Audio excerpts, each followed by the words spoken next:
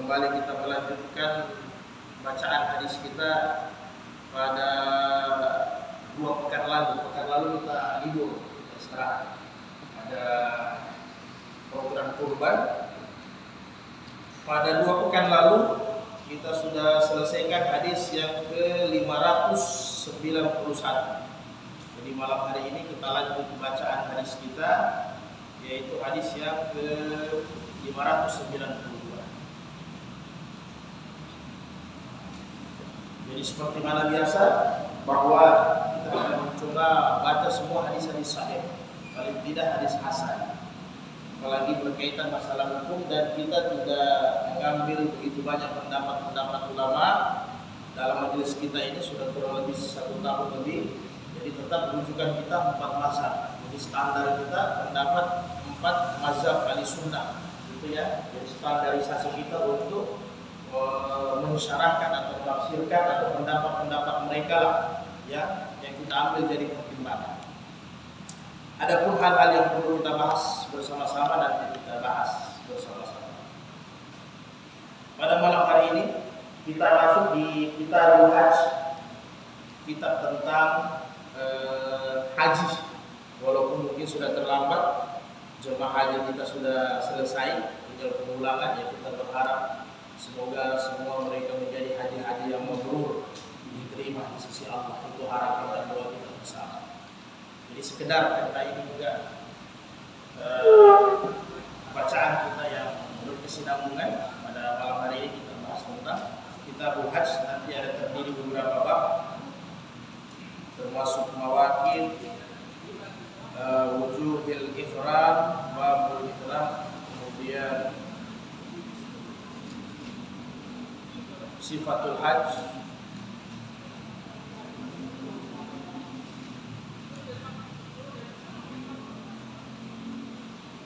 sampai kepada rukun haji. Jadi kita masuk pada bab yang pertama dari Kitabul Hajj, babul fadlihi wa bayani min furida alaihi. Tentunya bab ini tentang bagaimana kemuliaan haji dengan beberapa perkara fardu-fardu, utamanya hukum haji itu sendiri. Jadi saudaraku sekalian yang berbahagia, sebelum kita baca hadisnya, bahwa haji ini sebagaimana kita ketahui, haji ini rukun Islam yang kelima. Jadi pasti posisinya wajib. Jadi dalam Al-Quran kita sudah dengar, walillahi 'alan nasi hijjul baiti man istata'a ilaihi sabila. Jadi kewajiban untuk orang-orang yang mempunyai kemampuan. Haji ini turun pada tahun 6 Hijriah. Jadi kewajiban haji ini paling belakang. Makanya kenapa rukun Islam haji itu kelima? Karena memang haji ini kewajibannya paling belakang dibandingkan kewajiban hukum Islam yang lain. Dibandingkan syahadat. Syahadat bahkan masih di Makkah. Kemudian salat kewajibannya bahkan masih di Makkah, peristiwa Isra Mi'raj. Kemudian puasa dengan zakat itu tahun 2 Hijriah 4. Kemudian 6 Hijriah, sebagian ulama menjelaskan 5 Hijriah, tapi yang paling sahih itu 6 Hijriah. Ketentuan haji itu ditetapkan oleh baginda Rasul sebagai rukun Islam yang kelima. Nah, jadi sehingga sebenarnya kalau landasan ini saya replay sedikit, walaupun sudah pernah kita bahas di bab puasa lalu, sudah pernah kita bahas tentang puasa-puasa sunat. Jadi kalau dengan landasan rukun Islam ini, pada dasarnya sebenarnya ketika Arafah baru-baru, kita tidak usah bingung, tidak usah pusing dengan polemik yang ada, ya kan? Nah, apalagi dasar-dasar para ulama mengambil ketetapan ru'yah dengan hisab itu sama-sama kuat, sama-sama punya dasar, punya dalil yang kuat. Jadi tidak perlu kita terpengaruh sebenarnya. Kalau dasar kita ini sistem turunnya perintah haji, artinya apa? Tidak pusing kita puasa Arafah, tidak terlalu pusing. Karena puasa Arafah itu turun tahun 2 Hijriah. puasa Arafah yang kita kenal tanggal 9 Zulhijjah yang lalu sudah kita bahas, itu turun pada tahun 2 Hijriah. Sedangkan rukun haji termasuk wukuf itu nanti 6 Hijriah baru turun. Jadi antara puasa 9 Zulhijjah dengan wukuf di Arafah sebenarnya tidak ada hubungannya, karena turunnya tidak bersamaan. Status hukumnya juga beda. Puasa 9 Zulhijjah dia sunat muakkadah kalau dalam ilmu fikih. Kalau dalam hukum tentunya sunat biasa. Sedangkan wukuf di Arafah itu yang disebut dengan Nabi bahwa al-hajju Arafah, bahwa haji itu baru sah apabila Arafah, kan begitu. Nah, jadi tidak usah kita pusing, karena memang tempat turunnya beda. Artinya apa? Puasa 9 Zulhijjah tidak tergantung dengan orang wukuf, karena memang puasa 9 Zulhijjah sudah turun lebih dahulu. Kira-kira begitu ya. Akhirnya jadi banyak saling berantem di media sosial ya. Satu hadis dengan satu dalil. Sebenarnya dalil tidak perlu dikasih berantem, karena memang sama-sama kuat. Baik hisab maupun ru'yah. Hanya kalau orang-orang yang berpengetahuan, dia tinggal melihat sistem turunnya. Jadi ternyata puasa Arafah tidak bersama dengan wukuf Arafah turunnya. Sebelum adanya haji, puasa 9 Zulhijjah sudah dilaksanakan sama Nabi. Jadi dia tersendiri. Oke? Kita masuk dalam hadis berikutnya. 590. A'udzubillahi samii'il 'aliim minasyaitonir rajim. An Abi Hurairah radhiyallahu anhu anna Rasulullah sallallahu alaihi wasallam qala al-umratu ila al-umrati kaffaratu lima bainahuma wal hajjul mabrur laisa lahu jazaa'un illa al-jannah. Muttafaqun alaihi Bukhari Muslim. Abu Hurairah bahwa Rasulullah SAW ketika bersabda tentang umrah ke umrah yang lain, kata Nabi, itu sebagai kafarah di antara keduanya. Kafarah ini artinya pengampunan dosa. Jadi kalau di hadis-hadis sahih lain, mungkin di bab Jumat lalu sudah kita bahas bahwa al-jum'atu ilal jum'ah atau as-salatu ila salati, ramadana ila ramadana, begitu kira-kira ya. Bahwa antara Ramadan dengan Ramadan berikutnya, antara salat wajib dengan salat wajib berikutnya, antara Jumat ini dengan Jumat berikutnya, di situ ada kafarah, pengampunan dosa. Artinya bagaimana keutamaan umrah. Jadi bisa antara dianjurkan kita umrah, kita memang di dalamnya ada pengampunan dosa. Kemudian wal hajju mabrur, ketika Nabi berbicara tentang haji, maka kata Rasul, haji mabrur tidak ada lagi ganjarannya yang Allah bisa berikan kecuali hanya surga. Artinya kata Imam Syafi'i bahwa haji mabrur itu tidak bisa lagi berbicara pahala.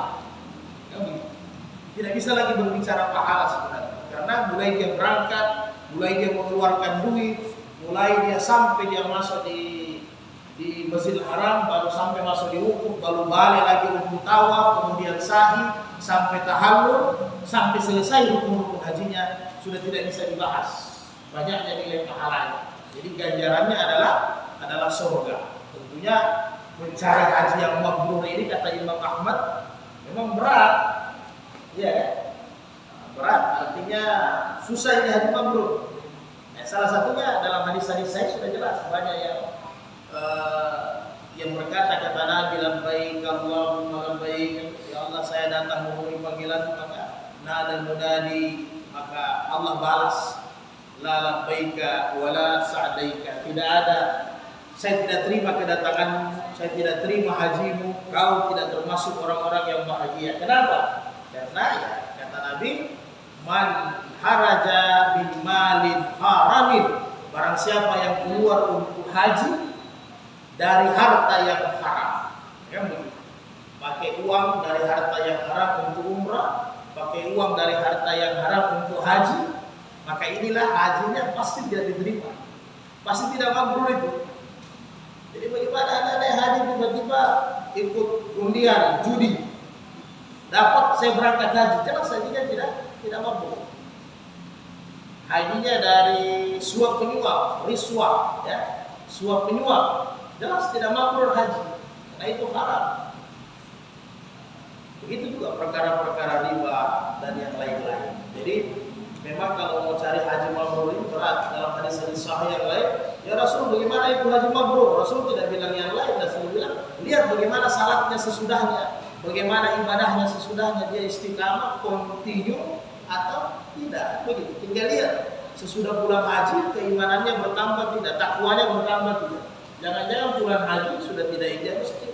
Pulang haji penipunya kembali, bahlulnya kembali, maksiatnya kembali.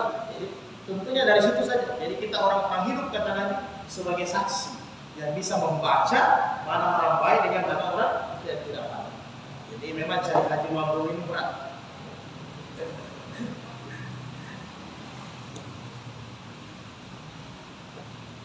Kemudian an Aisyah radhiyallahu anha qalat, qultu ya Rasulullah ala nisa'i jihadun. Qala na'am, alaihinna jihadun la qitala fi al-hajj wal umrah, rawahu Ahmad. Jadi Aisyah bertanya kepada Rasul, "Wahai Rasul, kami ini di kalangan wanita, apakah ada jihad kami?" Kalau laki-laki kan ada jihad.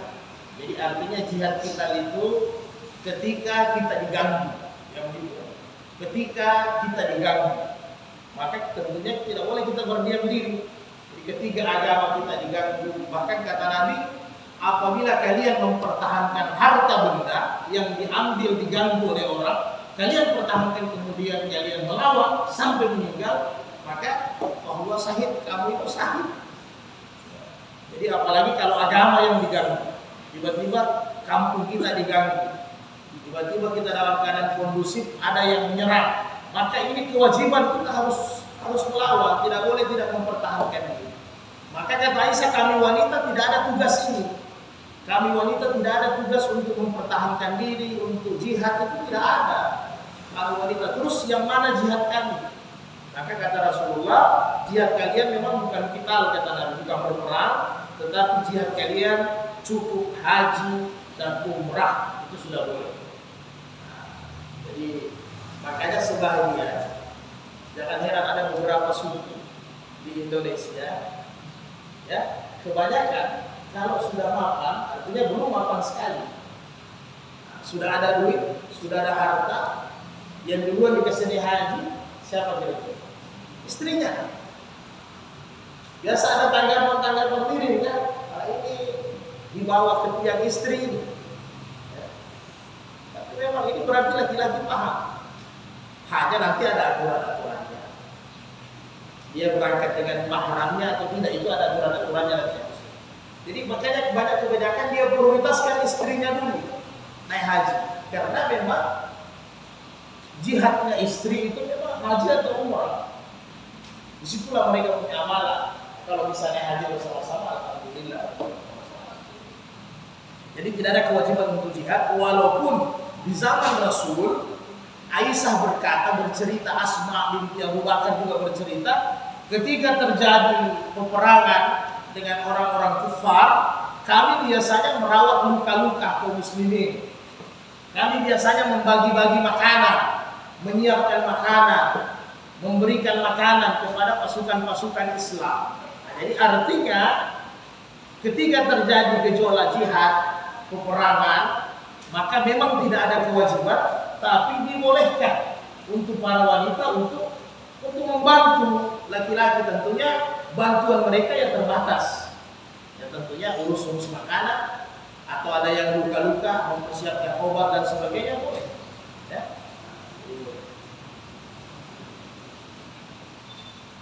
Kemudian an Jabir bin Abdullah radhiyallahu anhu kata Nabi sallallahu alaihi wasallam Arabiyyun faqal.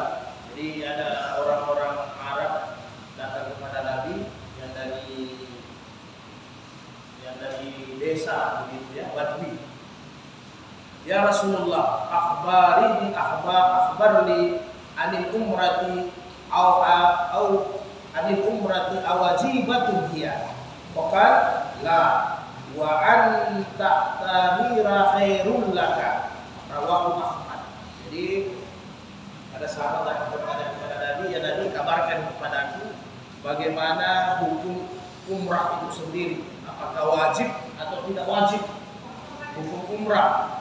Maka kata Rasulullah, hukum umrah itu tidak wajib.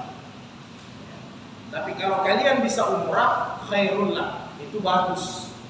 Ya, kalau kalian bisa umrah, itu bagus. Jadi ini hukum umrah. Kemudian wa akhraja Ibnu Adi, ada lagi satu hadis yang lain dari riwayat Ibnu Adi, al-hajju wal umratu faridatan. Ya, jadi jangan sampai kita nanti oh ini berbeda. Jadi kata Nabi bahwa haji dan umrah itu kedua-duanya wajib. Nah, ini dijelaskan sama Imam Syafi'i, Imam Ahmad, bahwa yang wajib umrah dengan haji sudah paten orang yang mempunyai kemampuan. Tidak boleh tidak. Wajib bagi mereka. Jadi kalau sudah ada kemampuan, jangankan umrah, haji harus. Tidak bisa ditunda-tunda. Nah, jadi nanti ada mungkin baca nanti hadis-hadis dari literatur lain, dari kitab-kitab lain, wajib. Jadi tidak berbenturan. Jadi kata Imam Syafi'i, hadis itu wajib bagi yang memang mempunyai kemampuan. Ya sudah jelas, karena biasanya ada orang-orang sudah mempunyai kemampuan, tapi kadang kalau hari ini kan tergantung adanya antrian, baik reguler, sedangkan plus juga antri sampai 7 tahun, 5 tahun ya. Walaupun tahun ini luar biasa kacaunya sebenarnya, tapi ya sudahlah. Kita berharap semoga ada hikmahnya semua ya. Sudah ada furadanya, ada macam-macam program haji ya, semua di dalamnya pasti bisnis, tetapi tidak memperhatikan kenyamanan para jemaah haji, ambil keuntungan saja. Nah, tapi itulah. Jadi punya kemampuan duit, tapi kita harus antri, apalagi yang reguler sekarang kurang lebih 30 tahun. Jadi kalau ada yang daftar haji sekarang umur 30 tahun, ya kurang lebih nanti 60 tahun dia haji. Terus haji. Artinya di luar daripada panggilan Allah. Ada saja kan, tapi kita ambil yang normalnya. Yang normalnya berarti kalau kita ikut antrian hari ini 30 tahun, bayangkan. Jadi kalau ada yang sudah mendaftar punya nomor siskohatnya sudah 5 tahun, baru tahun ini, kalau umurnya sudah 40 tahun, bayangkan 70 tahun. Apalagi tahun ini Arab Saudi sudah batasi ya. Semua umur yang 80, 75 sudah tidak bisa naik. Tidak bisa naik lagi. Karena memang menyusahkan di sana. Luar biasa. Nah, jadi bayangkan kalau yang mendaftar dari start umur 40 tahun hari ini, 70 tahun baru naik haji, artinya tidak ada harapan naik haji. Tidak ada haji itu. Tapi secara syariat, pasti nanti ya kata Nabi dibangkitkan bersama orang-orangnya yang haji. Makanya pentingnya berazam, menanamkan niat harus haji. Itu harus ada, tidak boleh tidak. Jadi kalau hadis-hadis saya lain, siapa yang orang Islam tidak ada niat untuk berjihad, dikhawatirkan kata Nabi dia meninggal dalam keadaan Yahudi dengan Nasrani. Begini juga haji, walaupun secara logika mungkin tidak masuk di akal, tapi kita niat, ya Allah, saya akan sempurnakan rukun Islam saya. Kan begitu.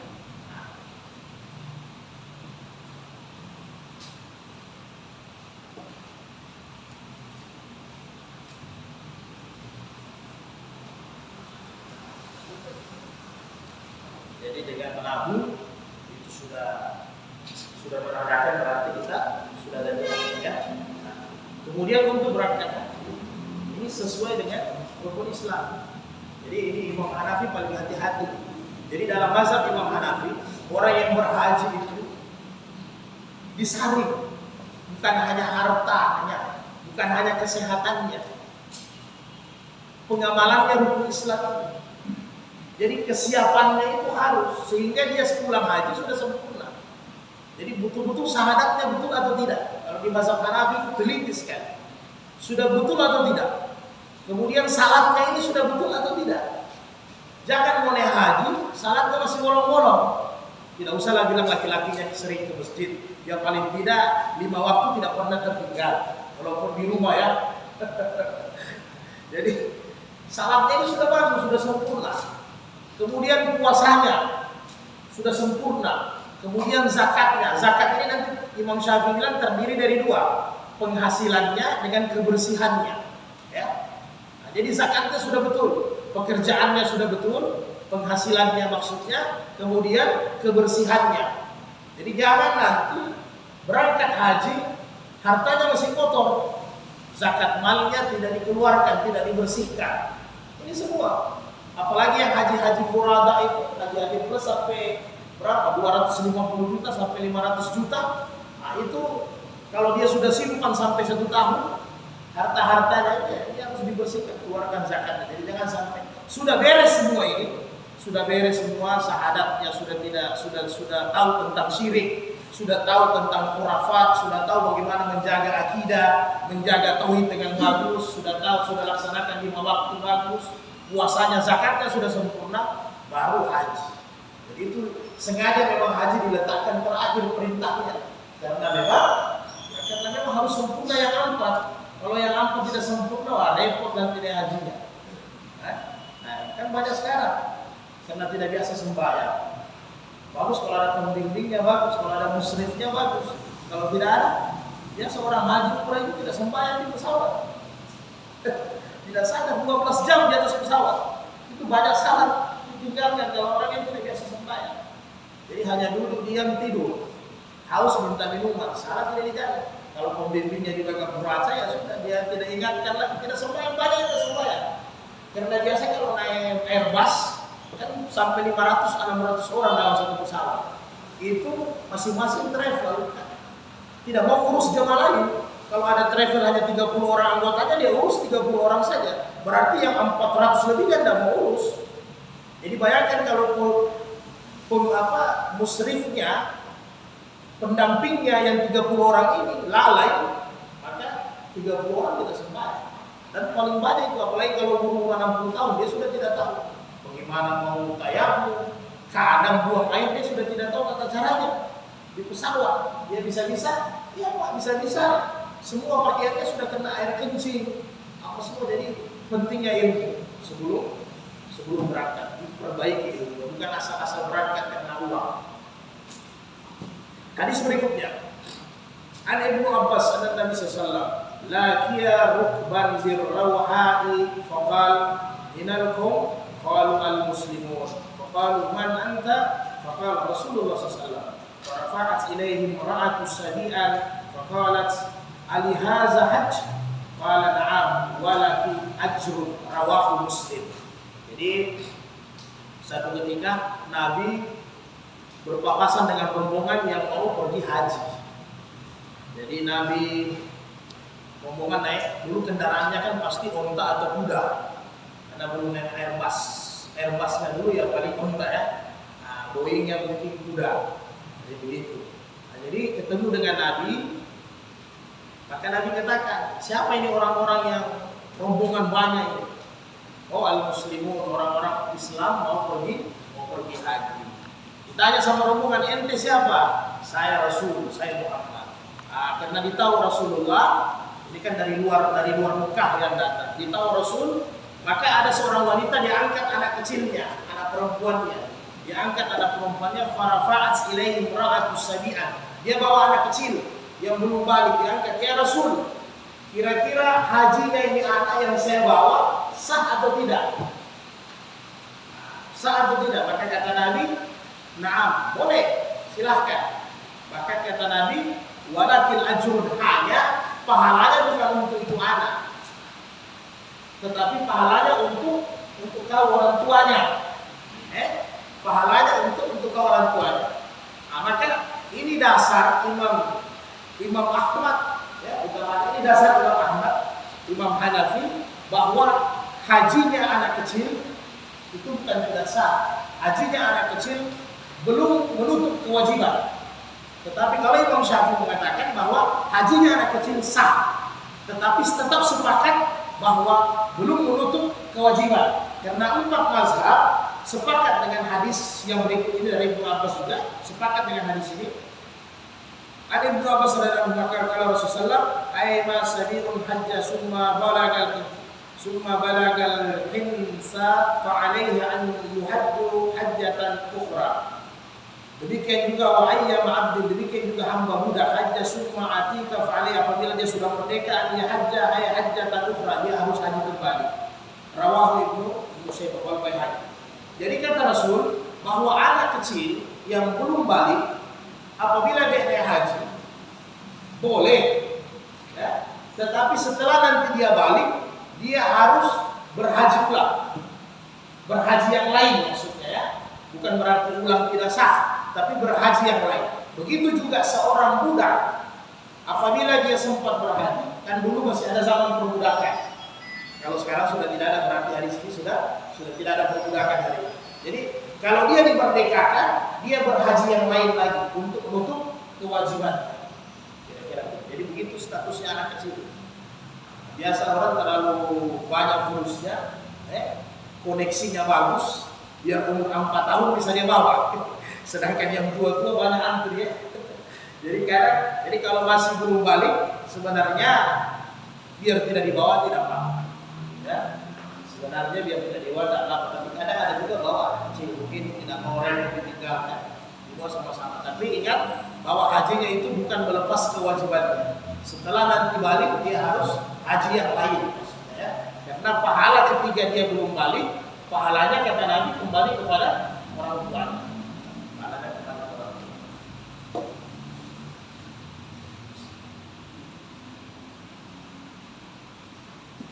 Kemudian hadis berikutnya Ibnu Abbas radhiyallahu anhu, ini orang tua yang wafat. Nah ini ada perbedaan tentang haji badar ya. Kana al-Fadl bin Abbas radhiyallahu anhu radifa Rasulullah sallallahu. Jadi Al-Fadl bin Abbas dulu bersama Nabi, di sampingnya Nabi, tiba-tiba faja'atil amratu minal Hasyam. Jadi ada seorang wanita yang dari Hasyam datang, ya. Tiba-tiba karena ini harim, faja'al al-Fadl yanzuru ilaiha wa yanzuru ilaihi. Jadi ternyata fitrah juga ini pandangan ya, bukan nanti sekarang. Di zaman sahabat juga begitu. Jadi ada sahabat Fadl bin Abbas dulu datang harim, datang wanita, ya pasti bikro, pasti masih cewek. Jadi datang menanyakan satu permasalahan. Tiba-tiba sahabat Nabi Fadl itu dia lihat itu hari itu lihat juga dia. Jadi, baru Nabi. Jadi di sini yanzur ilaiha wa yanzur ilaiha wa ja'ala Nabi sallallahu alaihi wasallam yasrifu wajhal fadl ila. Jadi Nabi karena mungkin Nabi sudah kode dengan kata-kata tidak dia dengar, hari itu sudah dilihat, terpaksa Nabi ambil wajahnya, Nabi palingkan ke tempat lain. Ente bukan pandangan. Kalau kita biasa ya, rahmat satu kali rahmat ya, 2 kali nikmat, 3 kali dosa. Jadi dia palingkan. Baru wanita ini sadar. Wanita ini bertanya kepada Nabi, ya Rasul, inna faridatallah 'alal ibadihi fil haji. Sesungguhnya kewajiban haji itu turun di belakang sekali, lambat. Bukan artinya kata-kata lambatnya ini bukan buruk ya, jangan sampai salah paham.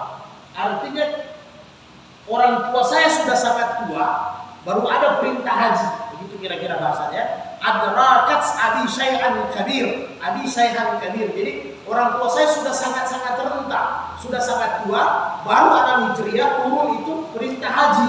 Sehingga katanya la yasbutu alayya rahilatan, sehingga orang tua saya tidak bisa naik kendaraan. Artinya kalau sekarang mau naik pesawat harus digendong pakai kursi roda, begitulah kira-kira ya. Jadi sudah tidak ada kemampuan untuk naik kendaraan, karena dulu kalau mau pergi haji kan kendaraan naik onta itu jauh, lumayan perjalanan. Nah, jadi tidak ada kemampuan karena Nabi posisinya di Madinah. Orang haji kan harus ke Mekah. Jadi perjalanan Mekah dengan Madinah betul kalau naik bus 6 jam, tapi kalau naik onta jadi lumayan lama ya. Nah, jadi sudah tidak mampu buat perjalanan, tidak mampu lagi naik kendaraan. Bagaimana ini ya Rasul? Nah, apa hajju anhu? Apakah ini kalau begini bagaimana? Saya harus hajikan? Karena dia tidak mampu. Qal, na'am. Wa zalika fi hajjatil wada'. Muttafaqun alaih. Jadi kata Nabi, kau yang boleh menghajikan. Jadi ini peristiwa ketika sudah haji wada ya. Di situ banyak pertanyaan, soal-soal sahabat-sahabat perpisahan Nabi. Termasuk ini. Jadi ini masalah hukum ditanya. Ini berlaku sampai kita juga sekarang. Artinya apa? Kalau sudah ada orang tua yang sudah setengah mati, jangan dipaksakan mereka. Apa yang terjadi? Kan banyak dari tahun ke tahun. Ada mau kasih makan ayamnya dan pesawat. ada mau pulang ini. Kenapa? Orang sudah tua. Selain ingatannya mungkin sudah error, kan fisiknya juga sudah lemah. Nah, itu terbang dari Makassar atau dari Makassar, dari Surabaya atau dari Jakarta kurang lebih 11-12 jam kita terbang itu ke Jeddah atau ke Madinah. Terbangnya itu 12 jam, tidak gampang. Kita yang muda saja itu lelah, ya, lelah. Yang tidak rasakan lelah itu orang yang memang takut. Dia takut pesawat meledak, nah itu agak bagus. Yasin terus dia baca, tidak apa-apa. Karena ada pengalaman sayur-sayur itu ya, sampai di Jeddah 120 kali Yasin.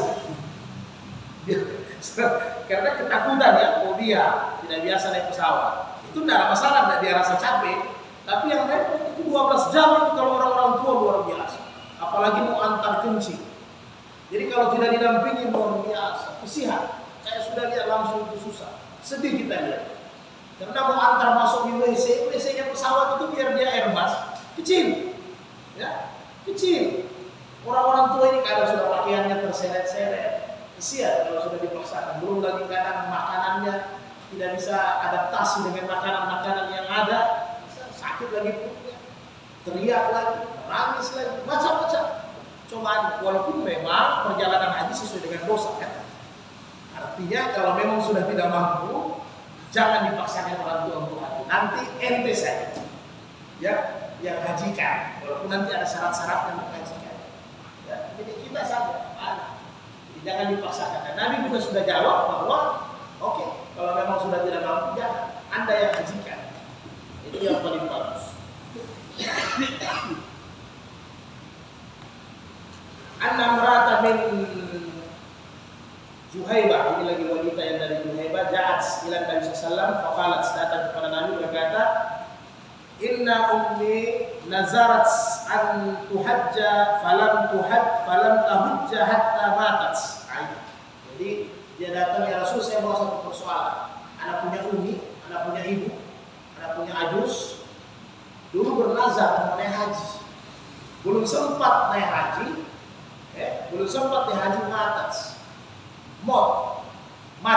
meninggal. Nah, apa hujjah anha? Apakah dia boleh saya hajikan? Apakah orang tua saya boleh saya hajikan? Qal na'am. Kata Nabi, na'am, hujji anha, hajikan dia. Ara'aita law kana 'ala ummuki dainun akunti fa'adiyat. Jadi apabila katanya ibumu itu berutang, ya, apabila dia berutang, apakah engkau harus bayar? Kan begitu Nabi bilang. Nah, jadi ibunya ini seolah-olah berutang karena bernazar mau naik haji. Maka jawabnya iya. Maka kata Nabi, ikdullaha fallahu ahaqqa bil wafa'i, rawahu Bukhari. Maka kata Nabi, apalagi utang sama Allah kan, maka harus dibayar. Jadi harus dihajikan. Jadi orang-orang tua yang sudah sempat meninggal pernah bernazar untuk haji atau bernazarnya itu apa sama? Dia sudah menabung, tiba-tiba meninggal, berarti dia sudah berniat. Maka kita anak hajikan. Nah, memang kita yang agak jauh ini repot ini, karena ada syarat yang tidak sembarang. Kalau di mazhab Syafi'i badan boleh, tapi kalau di mazhab Imam Ahmad tidak boleh badan orang lain. Dia tidak pakai badan orang lain, harus anak langsung. Sekarang kan ada badan haji dibayar ya. Nah, di mazhab Syafi'i itu boleh untuk orang lain. Tapi Imam Ahmad, Imam Malik itu tidak membolehkan badal sama sekali. Itu mazhab di Arab Saudi, mazhab di bagian Mesir ya, Afrika, Tunisia, Aljazair. Itu tidak boleh. Harus anak sendiri, tidak boleh badalnya orang lain.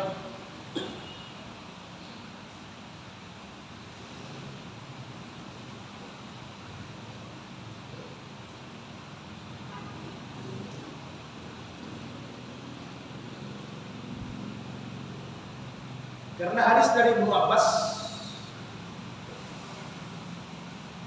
anna Nabi sallallahu alaihi wasallam sami'a rajulan yaqul, ada seorang laki-laki pergi haji, dia berkata, labbaika an subrumata, labbaika an subrumata, ya begitu kira-kira. Qal, maka Nabi katakan, man subrumata, siapa itu subrumata yang kau panggil? Bahwa haji ini untuk subrumata. Qal, akhili au karibli. Jadi itu adalah saudara saya, keluarga saya ya.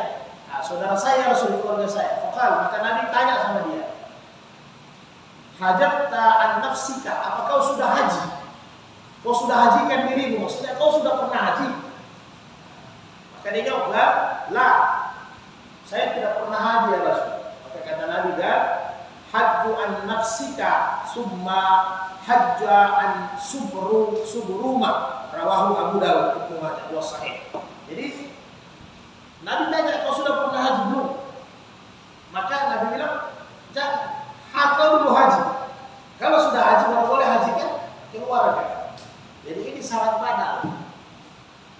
Ini syarat badal. Sehingga mudah-mudahan kita paham ya, saya ambil ringkas panjang penjelasan Imam Syafi'i.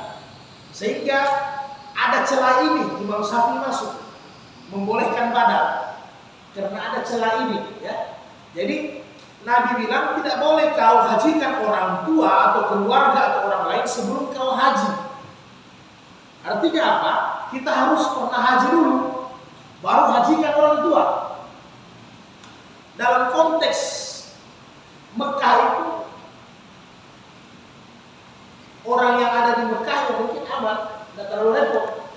Tapi secara geografis yang di luar daripada Mekah kayak Indonesia, luar biasa. Jadi mau hajikan orang tua, saya harus haji dulu ke sekolah. Ya, saya antri 20 tahun. Berarti haji berikutnya saya antri berapa tahun lagi kira-kira. Nah, celah-celah inilah yang diambil oleh Imam Syafi'i di mazhab Syafi'i, celah-celah ini sehingga membolehkan badal orang lain. Sekarang kan banyak dibayar, tapi hati-hati Pak ya. Hati-hati kalau mau badal haji ya. Kalau bisa ada keluarga yang pergi haji bisa dipercaya, kasih pegang dia. Nanti kalau badal di sana jangan asal-asal kirim online. Hati-hati. Sama juga dengan korban itu, hara itu. Makanya sebagian orang jemaah haji banyak yang korban, dia korban di tanah air ya. Dia titip uang korbannya nanti karena biasa sudah kita tidak urus itu. Apalagi mau mabit dari Musdalifah ke Mina, setelah itu mau korban, itu kan jutaan uang korban. Susah kita mensaksikan. Karena yang namanya setan di mana-mana ada. Jangan kita menganggap di Mekah itu tidak ada setan lagi. Setannya setan Mekah juga, kelas juga. Nah, jadi biasanya yang sudah tidak disembunyi, ada yang tidak tersalurkan. Nah, itu yang ditakuti kalau berubah. Begitu juga badal haji. Ini banyak puluh-puluh juga. Oh ada sertifikat gampang. Tinggal diedit, kirim WA, selesai. Sertifikat gampang, tidak susah. Yang susah ini amanah. Kejujuran, badal haji 5 juta. Sekarang saya dengar berapa? 7 juta. Kementerian Agama 11 juta badal hajinya ya. Kementerian Agama 11 juta. Karena memang nanti mungkin kalau dari Kementerian Agama masih bisa kita percaya. Lebih resmi ya, Kementerian Agama. Biar agak mahal sedikit, umpamanya 11 juta, masih aman. Karena memang ada pegawai-pegawai yang di kedutaan itu yang dipakai. Kadang juga pelajar-pelajar. Tapi kalau yang di luar ini, kita ragu. Karena jangan sampai dia kumpul badal sampai 4 badal haji. Tidak mungkin bisa kan? Karena satu orang harus satu. Ini yang repot ini. Nah, jadi ada celah ini sehingga Imam Syafi'i bolehkan badal atau orang lain. Tapi Imam Ahmad tidak bisa. Harus keluarganya atau anaknya langsung dengan syarat yang badal haji harus sudah pernah haji. Tidak bisa. Nah, sama juga umrah. Jadi kita umrah dulu pertama, ya. Kalau umrah mau umrah ke orang tua, kita umrah dulu pertama, selesai kita punya umrah, aman. Kalau kita umrah orang tua, mau umrah nenek, mau umrah kakek, nah, bisa. Yang penting kita umrah. Jadi kira-kira begitu ya. Perbedaannya di badan itu saja, di perbedaan bahasa. Dua-dua bisa, badan haji itu ada, tapi di mazhab Imam Ahmad harus keluarganya. Tidak bisa orang lain. Tapi di mazhab Imam Syafi'i boleh. Karena ada celah itu. Kalau memang harus keluarga, jadi orang tua yang bernazar sudah setengah mati. Nah, sekarang kalau mau badal paling aman, kalau Kementerian Agama saja lah, tidak sudah aman. Kemudian 3 hadis ya. An Ibnu Abbas sami'tu Rasulullah yaqulu yaqul, Rasul berkhutbah berkata, la yahluwan rajulun bi amratin illa wa ma'azu mahram wa la tusafiru al-mar'atu illa ma'azil mahram.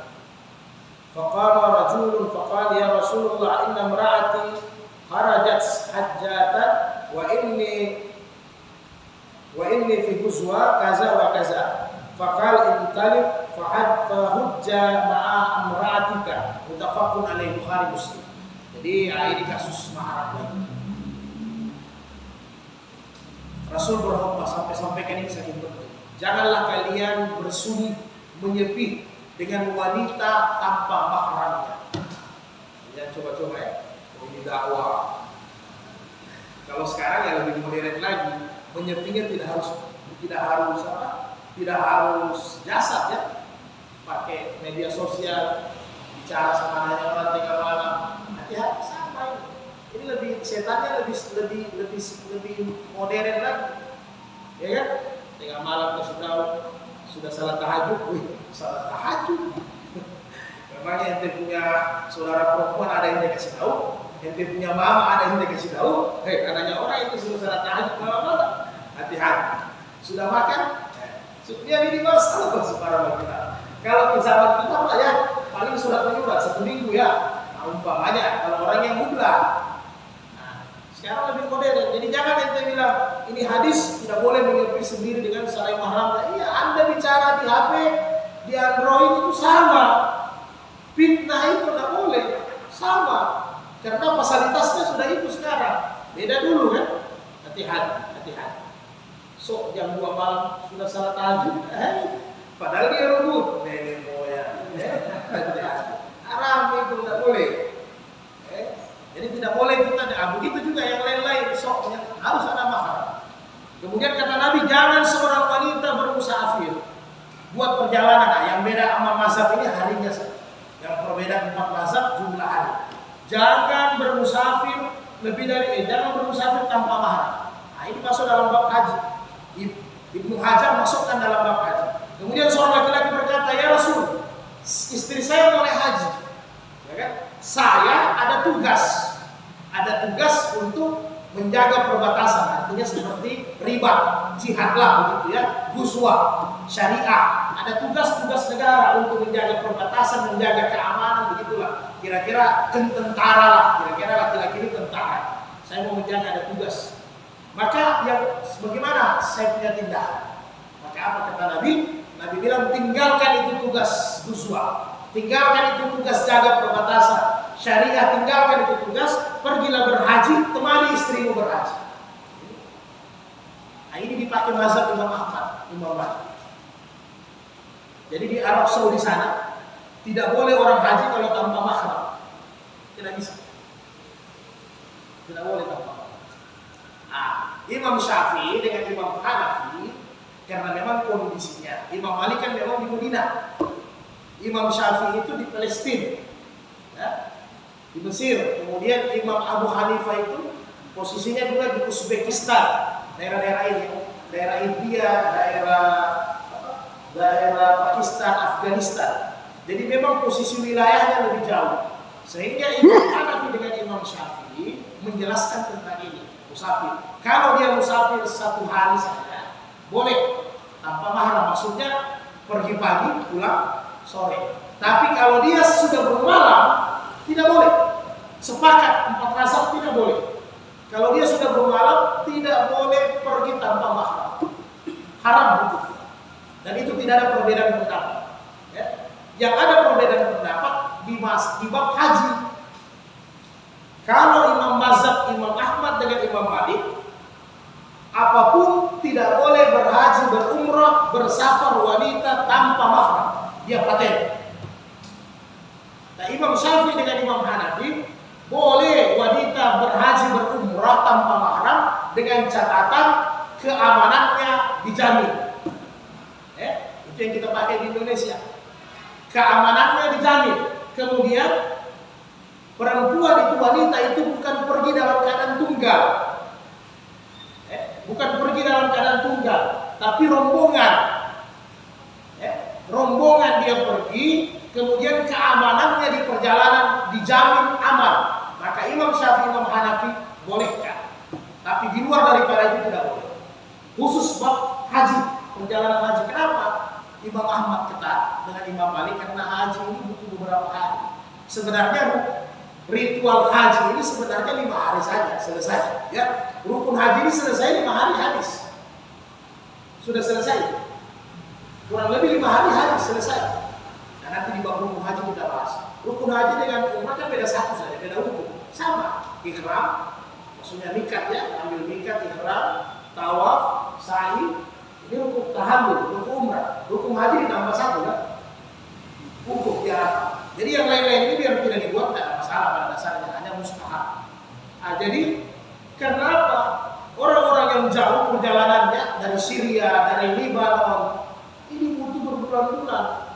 Indonesia saja sudah pakai Airbus kurang lebih 40 hari 1 bulan. Jadi bagaimana zaman dulu? Tahun 70-an orang naik kapal laut. Jadi katanya naik kapal laut sampai di Malaysia 1 bulan. Belum lagi sampai di Mekah 1 bulan. 4 bulan dulu perjalanan orang naik kapal laut. Orang dulu nanti tahun berapa? 79 ya. 79 baru naik pesawat. Jadi yang dikhawatirkan kalau dia tanpa mahram memang agak repot. Kalau tanpa mahram itu agak repot, sakit tiba-tiba. Karena memang perempuan ini sudah ditetapkan kemuliaannya oleh agama. Nah, yang ditakuti kalau terjadi apa-apa di jalan, tidak ada mahramnya agak repot. Kambuh penyakitnya, tiba-tiba sakit, tiba-tiba macam-macam. Jadi paling bagus memang berhaji berumrah dengan mahram. Itu yang pertama. Ya. Oke.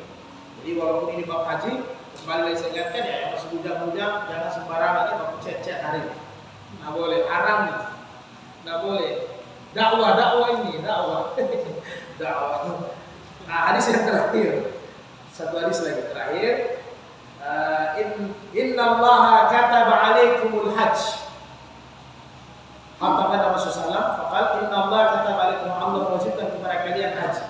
Faqamal aqra'u bil hadis faqal afi kulli amin ya Rasulullah, apakah kami harus Nabi berkhutbah bahwa haji itu wajib bagi kalian? Maka ada seorang wanita bertanya, ya Rasul, apakah setiap tahun naik haji?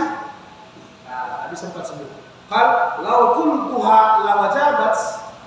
Kalau saya sampaikan tiap tahun, Anda saya kan ya kan begitu. Nah, jadi kata Nabi, al-hajju marratan.